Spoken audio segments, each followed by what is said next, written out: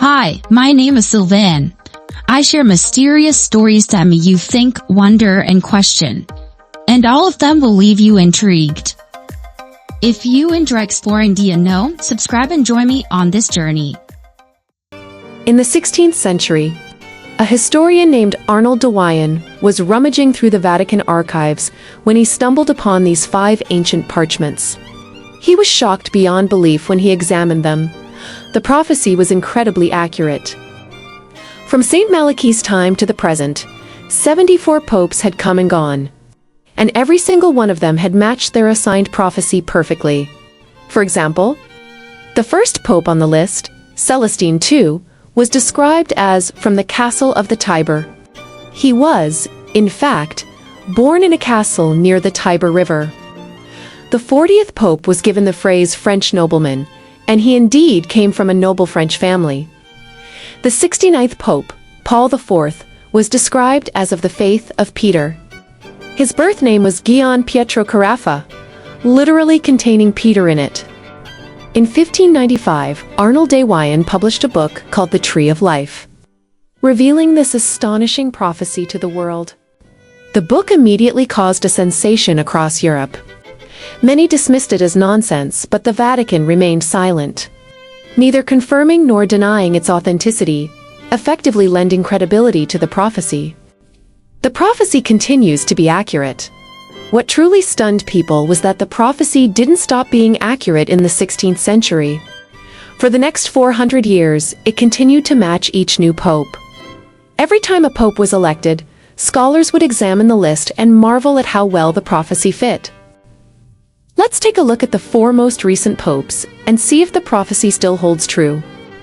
Paul VI, Flower of Flowers, 1963 to 1978. Paul V's prophetic phrase was Flower of Flowers.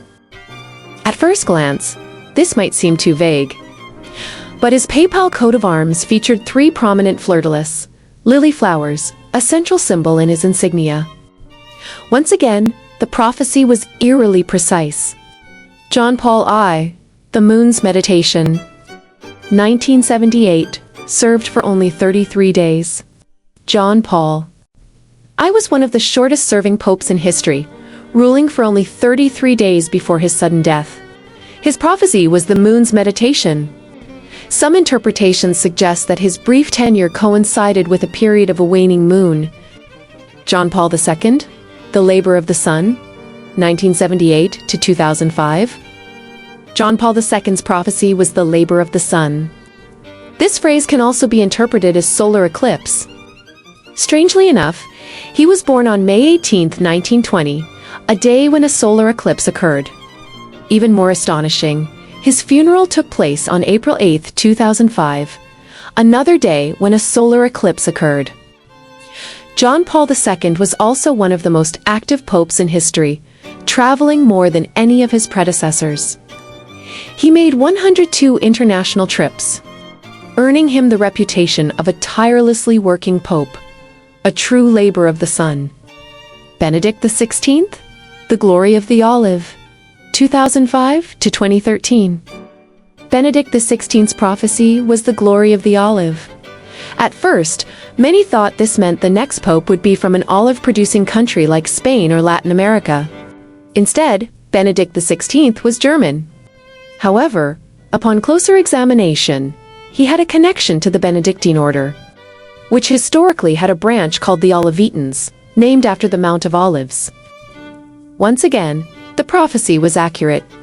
The final pope, Peter the Roman Francis, 2013 present. Pope Francis's prophecy is Peter the Roman, and this is the last prophecy on the list. But Pope Francis is from Argentina. How does that fit? Surprisingly, his father was an Italian immigrant, making him ethnically a Roman. Moreover, his chosen papal name, Francis, honors Saint Francis of Assisi, whose full name was Francesco di Pietro di Bernardin. The name Pietro means Peter. This means that Francis's name literally contains Peter the Roman. The prophecy associated with him is also the longest. In the final persecution of the Holy Roman Church, There will sit Peter the Roman, who will nourish his sheep in many tribulations. After these things are completed, the city of 7 hills will be destroyed, and the dreadful judge will judge his people. The end. There are 2 key phrases here. 7 hills city. Rome is famously built on 7 hills, so this could mean the destruction of the Vatican. Peter, the first pope was Saint Peter, and Francis' prophecy echoes his name. Could this signify the end of an era?